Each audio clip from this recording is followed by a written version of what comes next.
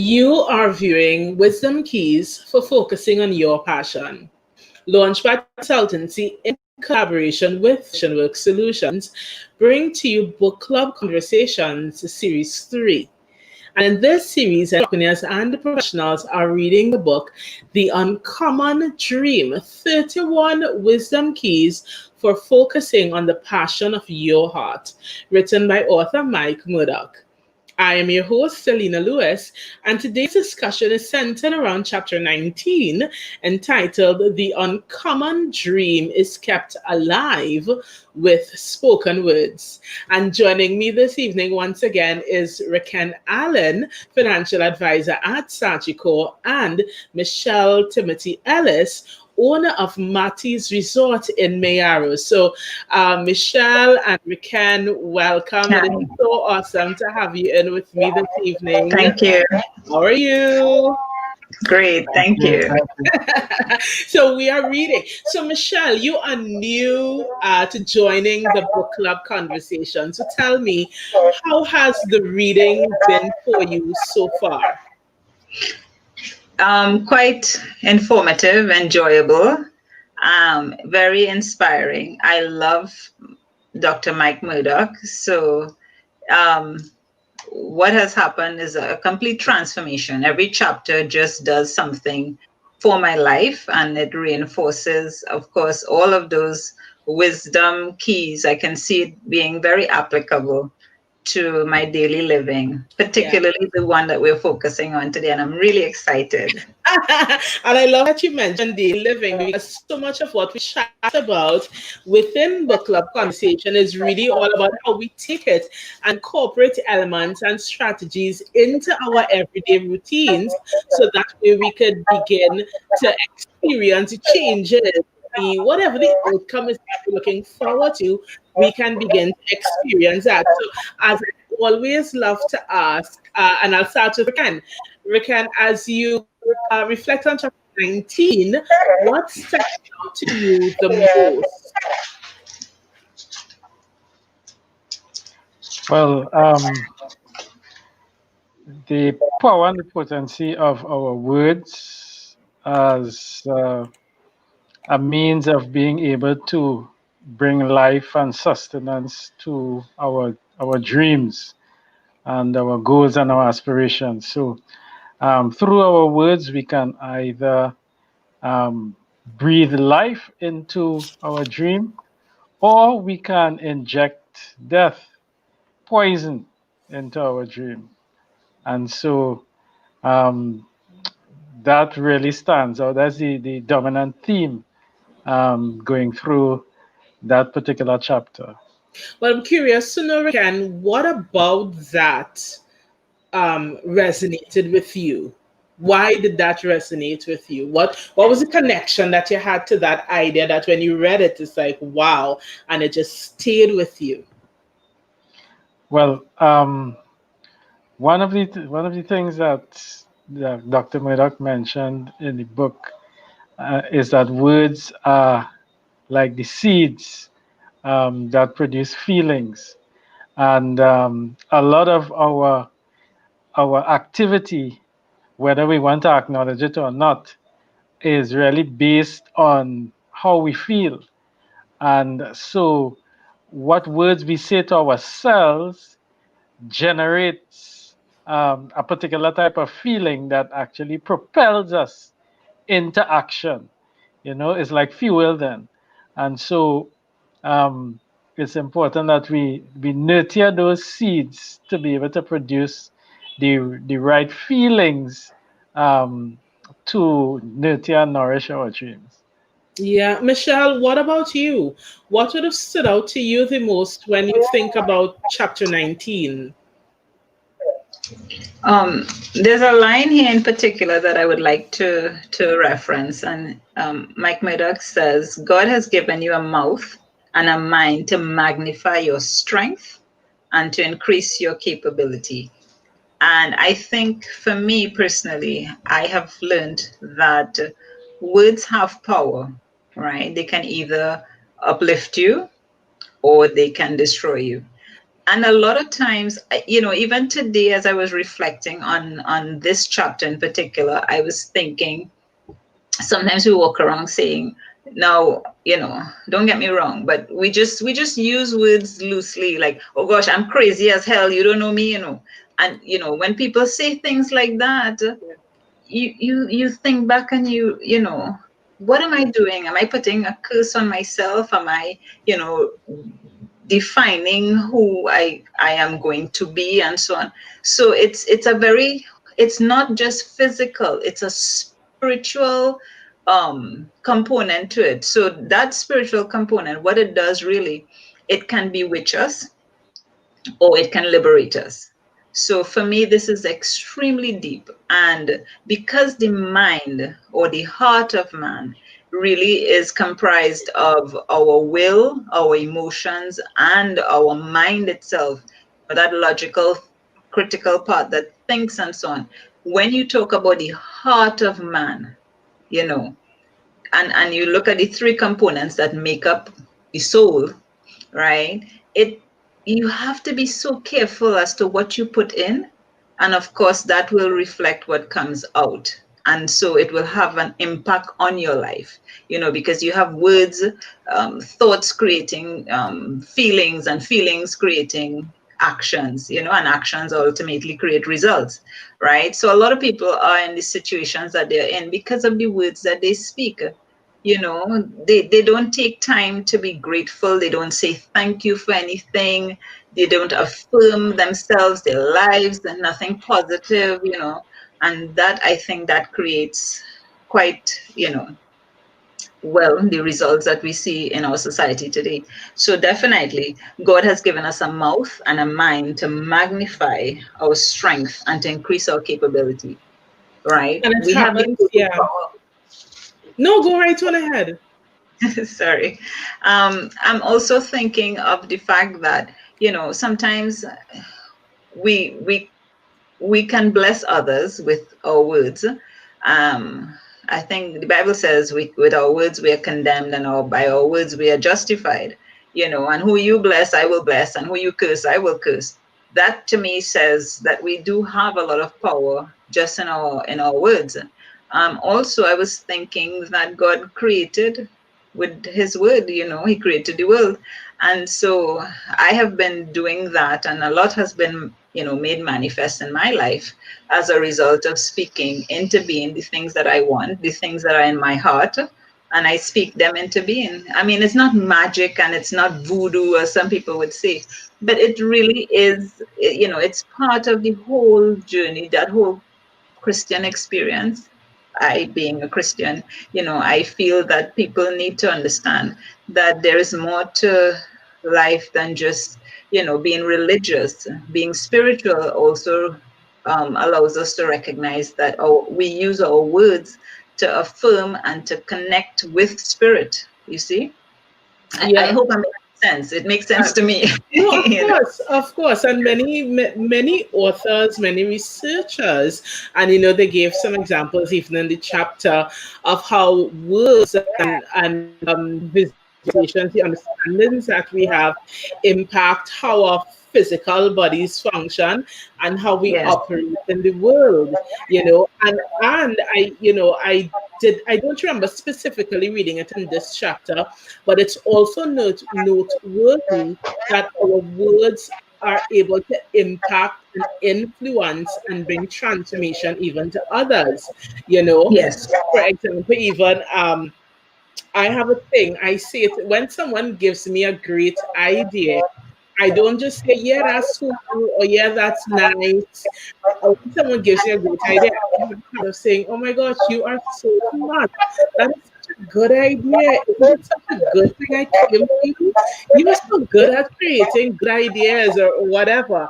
And it's interesting when I reflect over the years that people who would have maybe looked down on their ideas, even for them, their confidence would have grown so much over time because they have someone speaking concerning them saying, you are smart. And I'm not even talking about kids, I'm talking about adults. You are smart. You have such good ideas that until those people turn around now and they joke with me and they say, isn't it a good thing I'm so smart and come up with good ideas for you?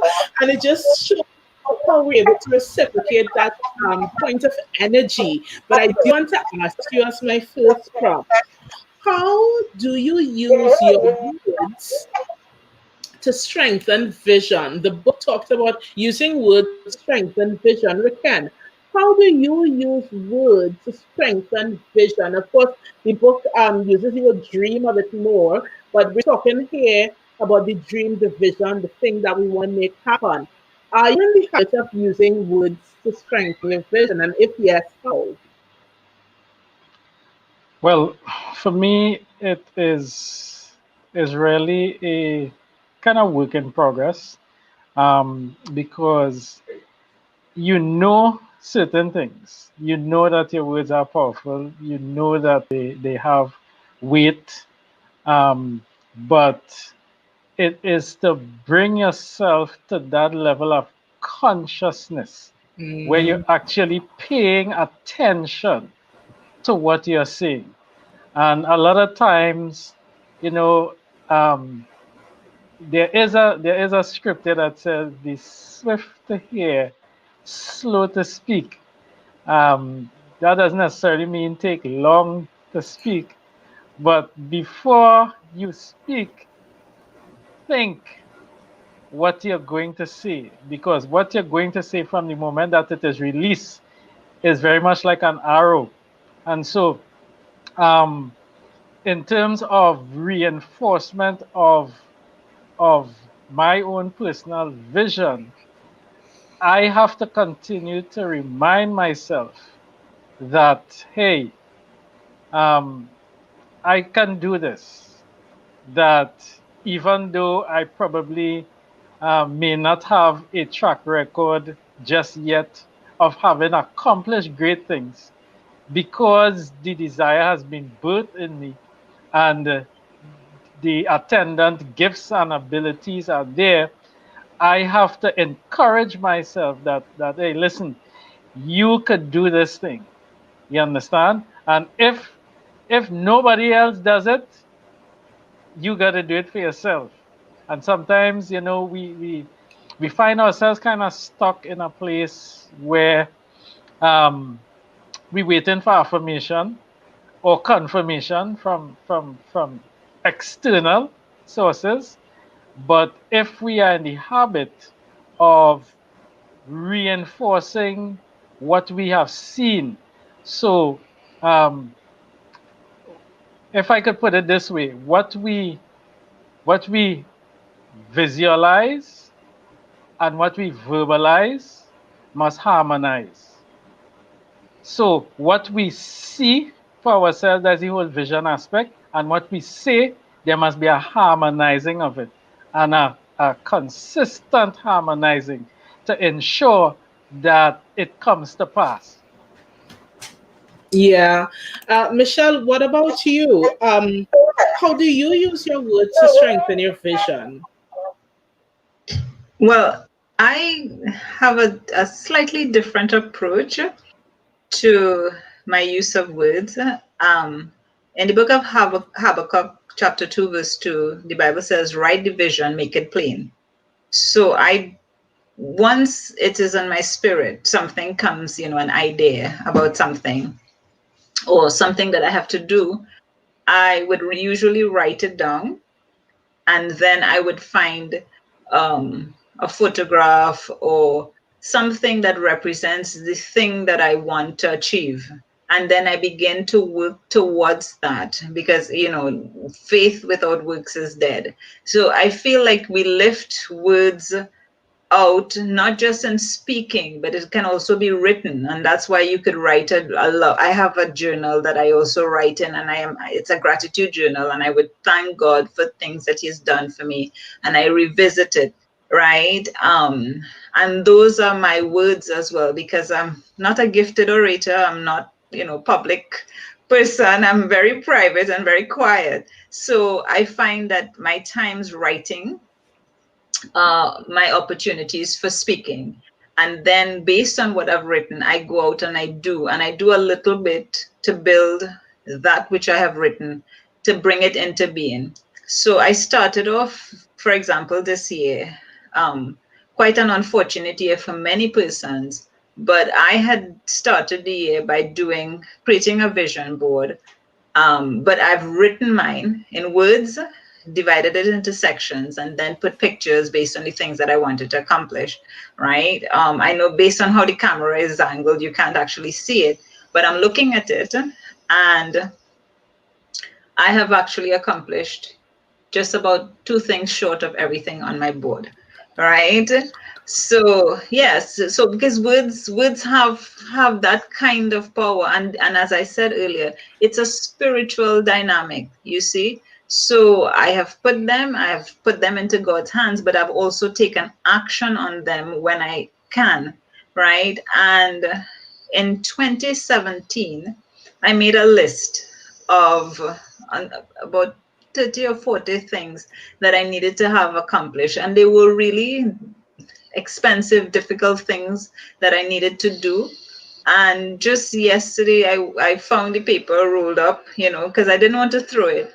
And everything on that list has been crossed off, right? There were some things that got changed based on, the need and so on, and I had to make some modifications, but they were done, you see. So that's the power of words. So some people can speak it, but I think that when you write it, it gives you a sense of direction. God is a God of order, and he's very principled in how he does things. So that's why he instructs us: write the vision, make it plain, and then you follow through from there, because no man having put his hand to the plow and looking back is fit for the kingdom, you see. So it's a whole, words start the process, and words can be spoken or they can be written, right? But that's just my approach for it, and I find that it has helped me. And I don't know if that strategy will help people, but usually if God says that's the way to do it, you do it that way and it works, you see. Some people, and I combine both. I put pictures and I put the words, so I know exactly what I'm trying to achieve. And then I speak in that affirmation. I thank God for, my new garden or whatever. At the beginning of the year, I had said to God, I really need to fix my garden and I want to do something, make it beautiful. And just like that, having written it down, there was this course at the university, an online course for gardening. And I have to say I'm a certified gardener, because it fell into my lap.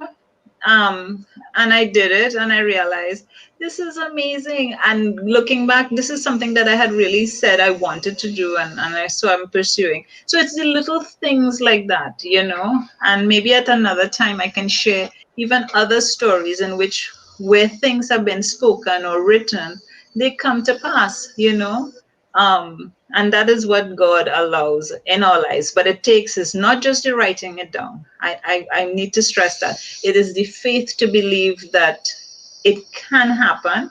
And once we pursue with purpose, it actually comes to pass. So. Yeah, what I enjoy, and this is also what I enjoy, what having different persons come in and take part and share in their experiences. Because what we realize is that there isn't necessarily any one perfect answer, any one perfect way, and different versions of it work for different people. And, with the broad range of personalities that would end up viewing these different conversations, you find that different things each one of us would drop in to the convo that varying persons would not be able to be like, I get that, that's me, I connect, I want to be able to pursue the path like that. So there are some people, like Raken shared, that needs to kind of go a bit deeper, get introspective, make sure we're connecting the vision to the words, and then we begin to speak, and that is how they build their confidence and just flourish. And then there are other people like you, Michelle, that get into the more creative and written aspect, and you combine your faith and you get it solidified in your mind, and you start to speak it out and then take action, because you didn't say it, I don't think, but you described it. After you did all that, you took action, because if you wrote down the vision for the garden, you wanted the garden, you prayed about the garden, but then when you saw the course, you'd be like, oh, no, I'm not going to do it. Then you would have become limited. Yeah, but you took action. So you positioned yourself to experience success. And I think even that by itself is even a formula that people could begin to look at when they think of how do I position myself to move forward and use words to strengthen my vision for where I want to go and the things that I want to accomplish. And the next prompt I had that I wanted to ask, but I suspect we answered some of it already, says, ask, how do you ensure that your words reflect your desires? So if you have any additional detail, I would love to hear you stick it in, Raken. Any thoughts you'd want to share on that? How do you position yourself to ensure that your words reflect your desires, and that you're not speaking contrary to the vision that you've established? How do you ensure? Mm-hmm. Well, that is a good question. I think in the first instance, there must be a certain level of conviction concerning those desires to be able to move you in a particular direction. So that that level of conviction, I believe, is the starting point. In terms of our words, as I suggested earlier, um, there must be a certain level of awareness and consciousness of what you are saying. And if you are one who tends to just kind of talk off the top of your head, wherever come to mind, you see, then you have some difficulty in ensuring that alignment takes place. And so it's important, therefore, to be mindful. I think repetition, self repetition helps to create a new speech pattern, for want of a better word. Um, so that when you keep hearing it, you keep repeating it, it's as if you're programming yourself to come into that alignment and that harmony with what you desire. And the more that is done, I believe the closer we get to that alignment, ensuring that we don't say one thing that is contrary to what you really want. Yeah, definitely. Michelle, what about you? How do you ensure that your words are reflective of the vision that you've established? I think for me, I love what Ricken said about the alignment and repetition. So it's not just the words that we speak outwardly, but it's the words that come to us to help us to activate our dream. So with respect to alignment, I see it personally as me surrounding myself with people who can help me. So sometimes you have a lot of negative people and the naysayers. I just cut all ties. There's some people I share my vision with, and there's some people I just say nothing until it's done, because I know that I need a support system. So I ask the Spirit for discernment so that I know who should be part of this alignment. Because usually, if God gives you a vision, it's not for yourself. So the right people, the right space for it to be manifesting, and so on. So I detox from a lot of people during certain periods of my journey, and I know how to. Well, basically, you have friends, you have acquaintances, so you have to discern very quickly who will be your friend, who will be your journey partner, your accountability partner, whatever. And that's how, because the words that are coming into my spirit are very important, not just the ones that I'm speaking, but the ones that are coming to help me. So that's how I deal with that particular aspect. And even as you talk, Michelle, about the words coming to us, it brings me to my last prompt for our chat, which is how do you protect your energy? The book talks about energy and so on. And I'm interested to know, as you think about your journey, and even as you think about keeping the vision alive and understanding the impact of spoken words and looking at our environment and how that impacts us, how you guys protect your energy so that you stay motivated and on path. Anybody? Open question. I found for me that when I spend a lot of time reading the word, and by word here I mean scripture, when I spend time meditating, when I spend time doing what I consider to be God's will, helping people and interacting in a way that with people who can't give back to me, I'm allowed to give and to share. I call it kingdom building. I find that that helps me to conserve my energy. It requires a lot of time, yes, but the energy that you need to create is not really a physical energy. So I've found that that works for me in particular. Um, I don't know. Again, Raquel, how do you protect your energy? Um, I think one of the ways you do that is by being selective in terms of who you share with, as Misha would have hinted and alluded to earlier, because you don't want to be in a position where you're basically casting your pearls before swine. So you're putting stuff out there, you're expending energy in trying to explain or to convince or whatever that, hey, this is what's happening with me.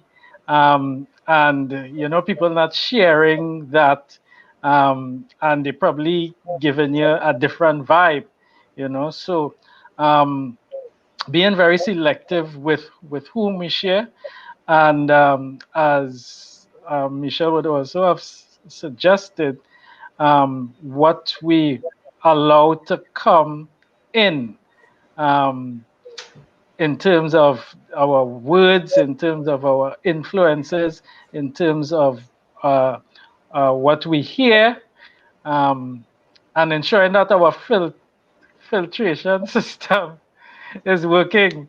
I've alluded to that on Saturday. That filter that we Yeah. must have to ensure that the wrong stuff doesn't get on the inside of us. So um, I mean, David. Well, oh gosh, I call in his name again.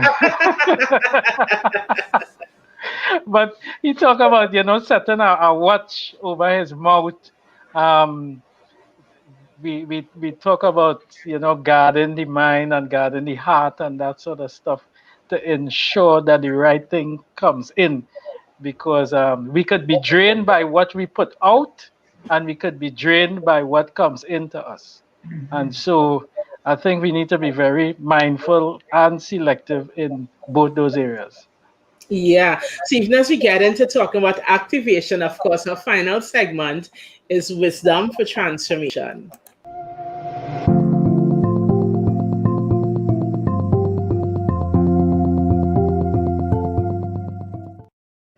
So, guys, as you think about chapter 19, what is your point of activation? Says this is what I am now doing differently. I've been reminded of, or you're recommending that persons consider to do differently tonight, tomorrow, as they move forward in unpacking the vision.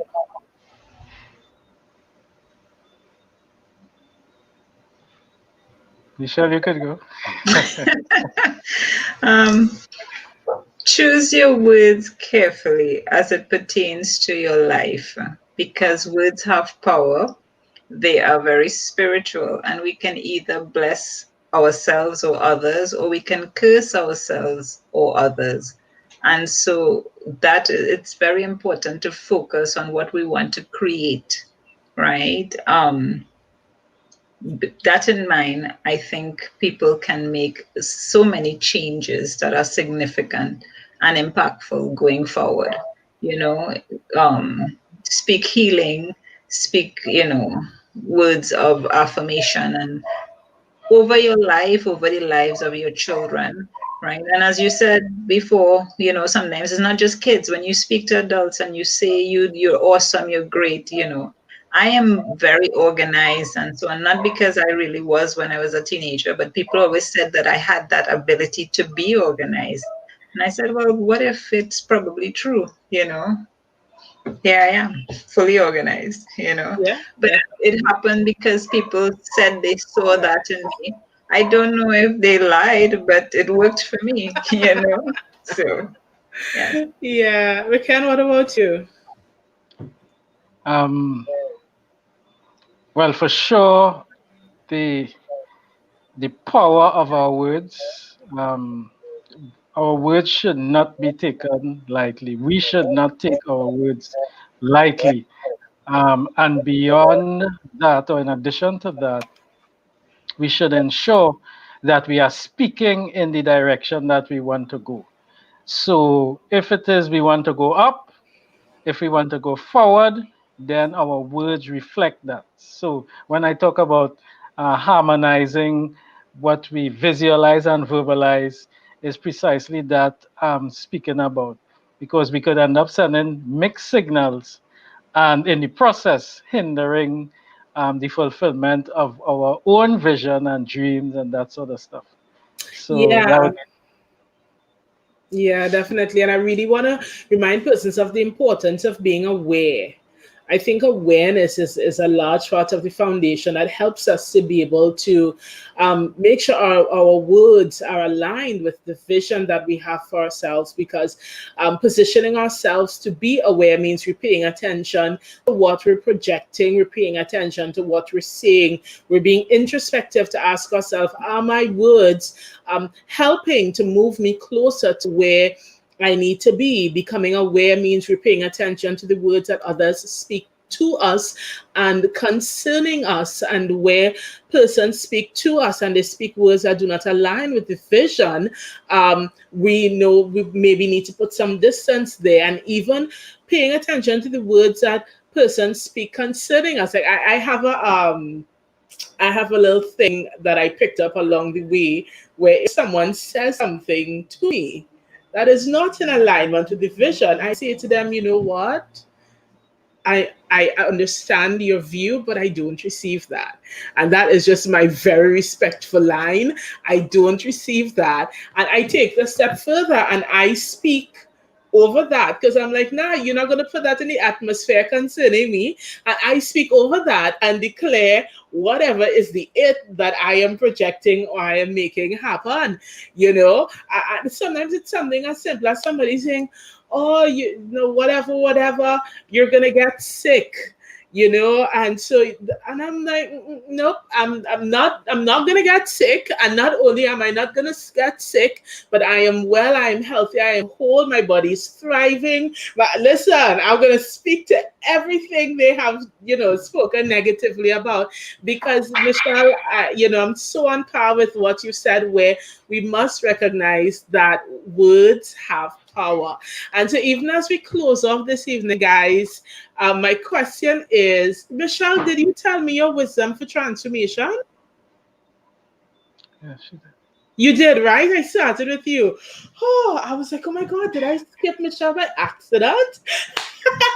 Or is it that I'm sensing there's something you want to say, Michelle? Which is it? But it's I'm sensing you want to- actually, What would you like to share?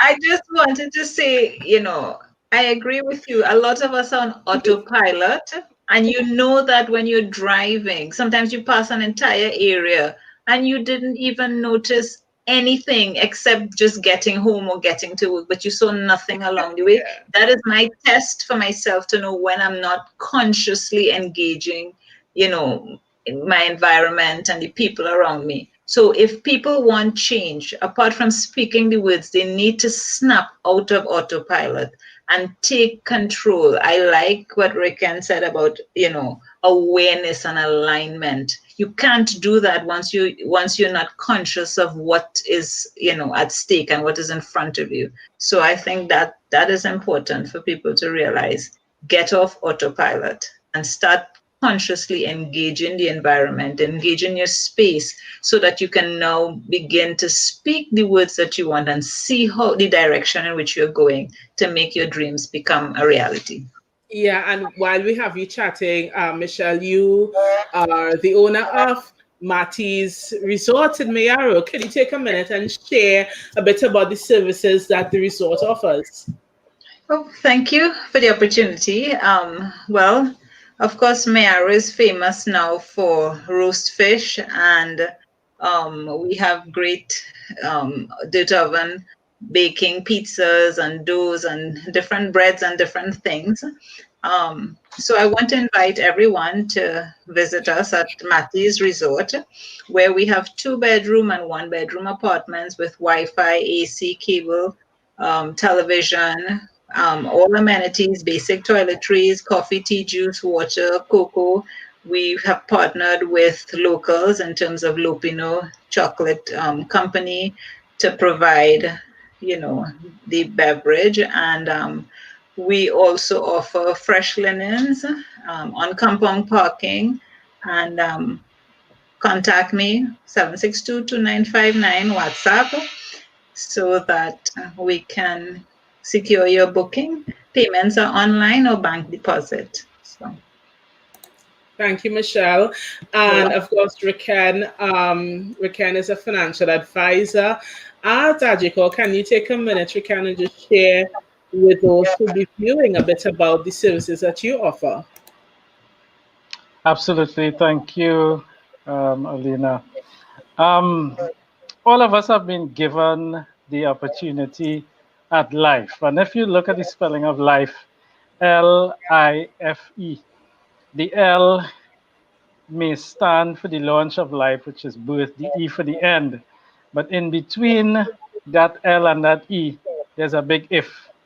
And what we can glean from that is that with all that we plan, with all our goals, our dreams, our aspirations, there are some what ifs in our life that if we do not cater for them, they could really leave us very badly off and severely impact not just us, but our future generations. So my job is simply to help people plan for the what ifs of their lives. Okay, thank you so much, Ricken. And of Yes. course, my name is Alina, representing LaunchPad Consultancy, where we provide entrepreneurial and professional development services. And of course, to learn more, persons can visit the CaribbeanServiceNetwork.com. That's www.CaribbeanServiceNetwork.com. Michelle, Ricken, thank you so much for joining me this evening for Book Club Conversations. And of course, to those viewing on, remember, we're here each night at 8:30 p.m. AST, where we continue with the conversation until December 20th, sorry. So until then, have a great one, and I will see you guys tomorrow.